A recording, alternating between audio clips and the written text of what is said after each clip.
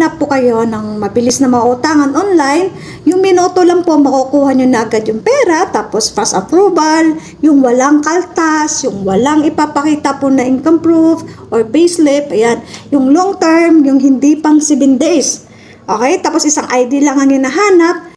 Ay sakto po ang video ito dahil meron pa ako ipapasilip sa inyo na bagong cash loan app na pwede po ma-download sa Play Store na maaari pong makatulong po sa inyo dyan kung kayo po ay talagang gipit na at kailangan umutang online. Ano? Okay, so wag munang ma-excite dyan. Panoorin nyo munang video nito ng buo, no? Para makita nyo step by step kung paano nga ba mag-apply dito at para malaman nyo rin kung magkano nga ba yung magiging interest nito para may idea kayo at para din malaman nyo if maganda nga bang utangan yung cash loan app nito, no? Okay, so una po punta tayo sa ating Play Store at mag-download po tayo ng Snapera. Ito po yung logo niya, yan.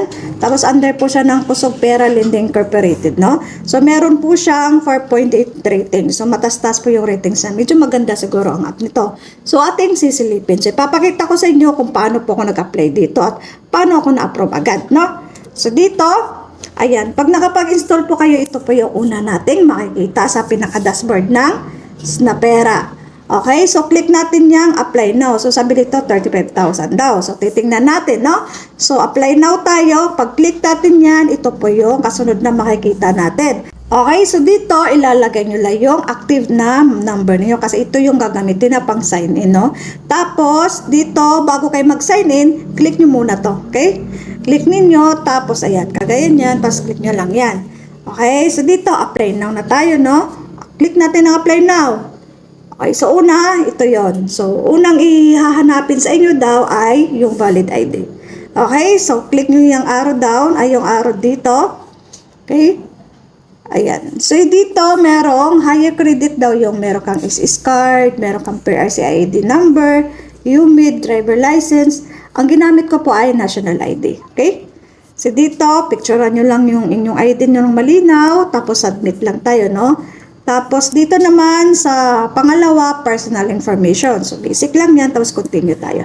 Dito po muna. Yan. Click natin yan para ma-fill upan natin yung personal information natin. So, basic lang, first name, last name yan. Tapos, submit na tayo.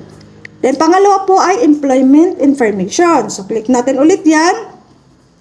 Ayan, so lalagay natin dito yung job type natin. Ayan, so monthly income. Ayan, basic lang din. Tapos, sa akin naman ay freelance lang ako. Then, monthly net income, 50,000, blah, blah, blah, charot. Tapos, submit lang, no? Pagkatapos, next ay bank information. So, click natin yan. Tapos dito, i-wallet bank, cash pick up. So, i-wallet bank. Kasi dyan po natin, dyan po matidisburse yung pera natin. Halimbawa sa akin ay GCash yung pinili ko. Ayan, GCash yung pinili ko. Tapos, ang kasunod po ay contact information. So, click natin to. Sa akin ay may hininging 4 na yung naka-phone book sa, sa phone natin, no? So, dito, pinili ko yung number ng asawa ko. Yan, parent. Tapos, kasamahan sa trabaho. Tapos, kapatid, 4 na number yung naka-phone book mismo sa cellphone mo. Okay? Tapos submit na tayo. So ayan, continue tayo, kompleto na tong yung hinihingi niya. So tapos continue, tapos ito na po. So 2,000 lang po yung pinapahiram ni Snapera sa akin. Depende po sa inyo dyan kung magkano po yung ipapahiram ni Snapera sa inyo pag kayo na po mag-apply. Ngayon, sabi dito may 30 days daw. Medyo mapahaba rin, no? Yung iba kasi 7 days lang. So dito, 30 days din. Okay? So, muna ito kasi hindi siya magpupusit pag hindi mo i-click to. Okay? Ayan, so click natin to. So, pagka-click mo po niyan, dito po, meron, mapupunta ka dito, no? So, kailangan pumirma, tapos gamitin the application, signature, no? Tapos, ito na yung makikita mo.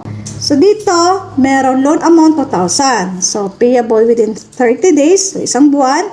Tapos, 2,003, ang 2,305. Merong service fee na 300. Ayun lang, merong kaltas. So, matatanggap mo na lang ay 1,007. So, ang kabuuan po na interest niya ay 605. Okay? 605 ang interest sa kabuuan niya within 1 month. So, klaro. Tapos, marireceive mo siya via GCash. Depende kung anong pinili mong e-wallet, no? Within 5 minutes, no? Okay? So, pag ano mo na yan, so sabi dito, pinaghati siya sa dalawa. 15 days, 15 days. Ayan, 1,000 pinaghati siya. Ayan, so mga 1,150 to yan.